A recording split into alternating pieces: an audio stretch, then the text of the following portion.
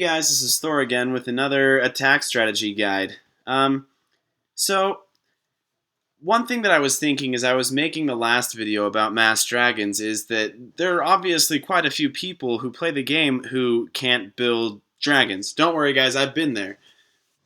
So I wanted to talk about what I think is the most effective clan war attack strategy for those who are Town Hall 7 and lower. And by Town Hall 7, I mean those who have not yet unlocked dragons. Because I do know that, especially at Town Hall 7, that 1.5 million elixir to unlock dragons is quite expensive and it can take a while.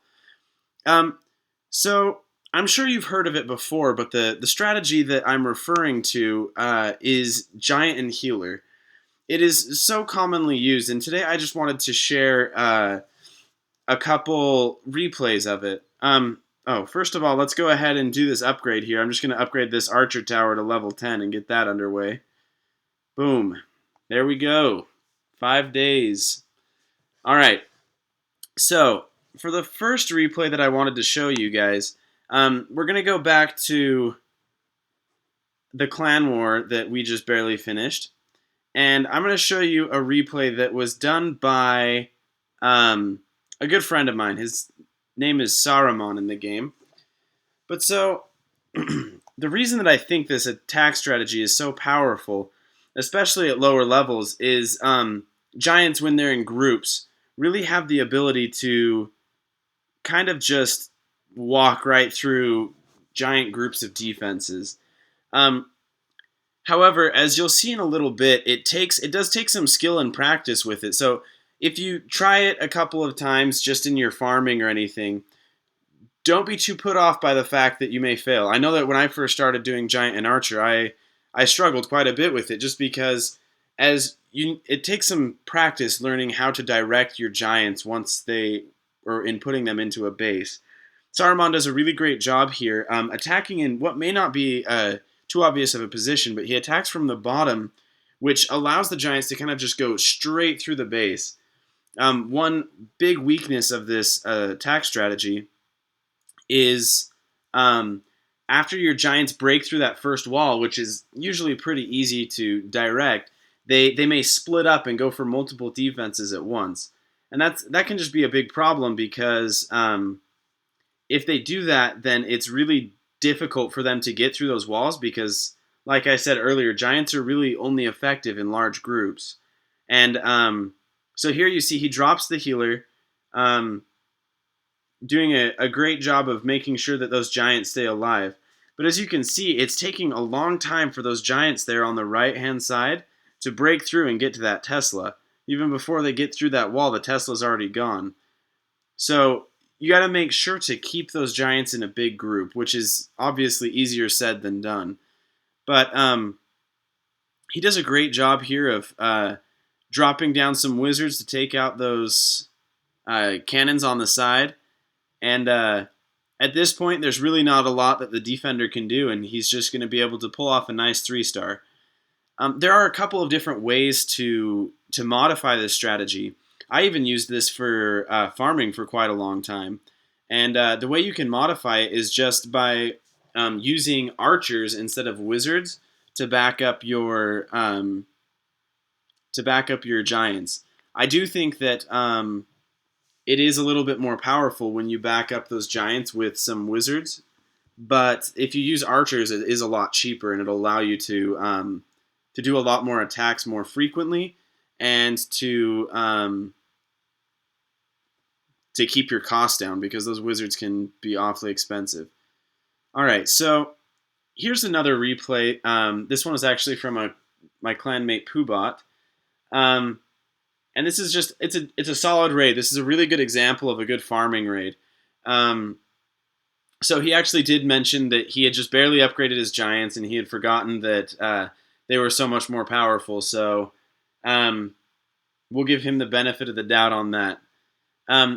However, the one thing we notice here is that he drops his healer really soon.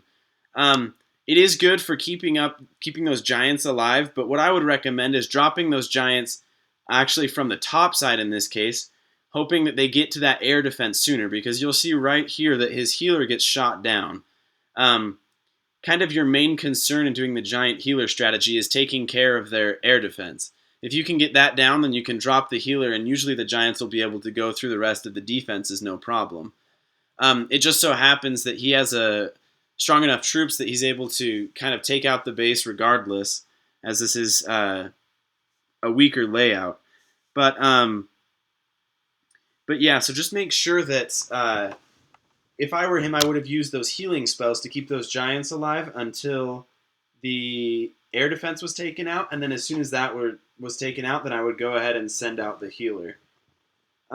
Some weaknesses of the giant healer strategy are, of course, the seeking air mines.